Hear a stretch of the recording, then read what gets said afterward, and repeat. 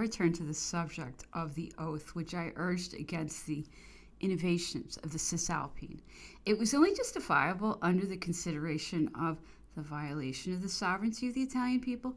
Beyond that, as the orators of the Directory observed, the diplomatic question was alone to be considered, and even in admitting that the intervention of the French government was violent, the question should have been argued privately and in a secret committee. The noise made upon the subject only increased the evil by encouraging the party, unfortunately too numerous, that had arisen in Italy against our ambassador. In fact, although the Directory were in the wrong for having so awkwardly chosen the time for its innovations, it was wrong of me to have accused them violently, and the council acted wisely in passing to the order of the day. The specters of discord and aristocracy figured in my discourse. In speaking of discord, I expressed a very clear idea, and unfortunately I spoke only a melancholy truth. But what did I then mean by aristocracy? It was not aristocracy of the peerage, for the Directory did not think of again raising at Milan that privileged caste. The question was only a reduction among the functionaries. It was, too, that reduction then that I gave the terrible epithet of an aristocratical measure. The measure was notwithstanding ill-chosen, intended only to strengthen the cradle of the Italian Republic and not to deliver it up into the hands of the enemies of the aristocracy. My figure of rhetoric was then but an imaginary spectre, notwithstanding it had more effect than solid reasoning. Strange power of certain words and revolutions, magic power, sometimes beneficial, too often fatal. No word had a greater influence among us than that of aristocrat. The anathema against aristocracy, born in 1789, has not yet grown old in 1836.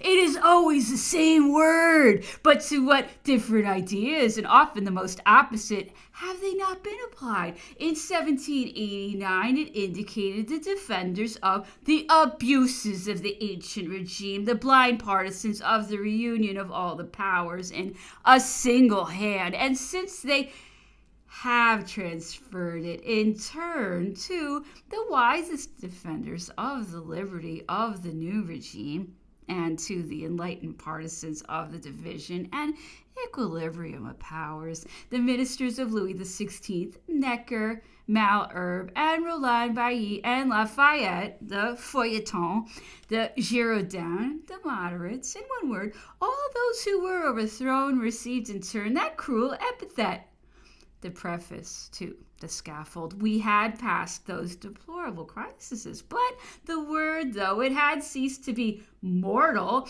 had not ceased to be equally odious. It would have been very unwise not to let fly that arrow at one's adversaries.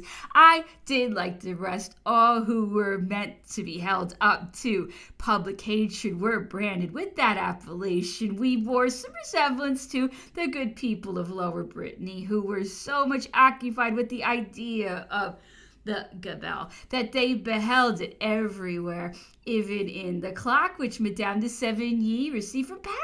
We must, however, accept we prefer an absolute to a modified monarchy, and by reconciling ourselves to the gabelle.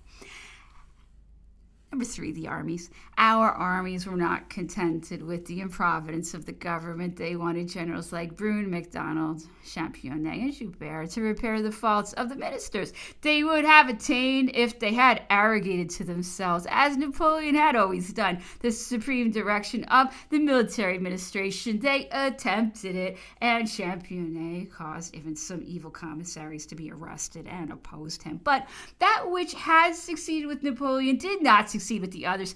They were obliged to yield to the agents of the ministers. They sent them from Paris even the orders for the placing of their divisions. They were obliged to divide when They wished to concentrate them, the ministry equally imperious and incapable as the Aulic Council of Vienna knew not how to do right, and prevented the chiefs of the army from doing what they ought to have done. It was thus they prepared for a new campaign. In the meantime, 1,500 Frenchmen, conducted by General Humbert, had landed in Ireland. England, in alarm, dispatched 20,000 men against that handful of brave soldiers. The disaffected Irish joined our standard very slowly. The news of the descent upon Ireland was hailed by all the parties with enthusiasm. This triumph, which was destined to be short, was completed at the end of the month by the official announcement of the landing of Napoleon in Egypt. The taking of Alexandria had raised the public confidence, and the council declared that the army of Egypt had merited the praises of the country. The glory of Napoleon reflected sufficiently upon his brothers to make me easily forget my legislative defeat of the Cisalpine. That glory was like the shield of the mighty Ajax, beneath whose shelter the archers had rallied.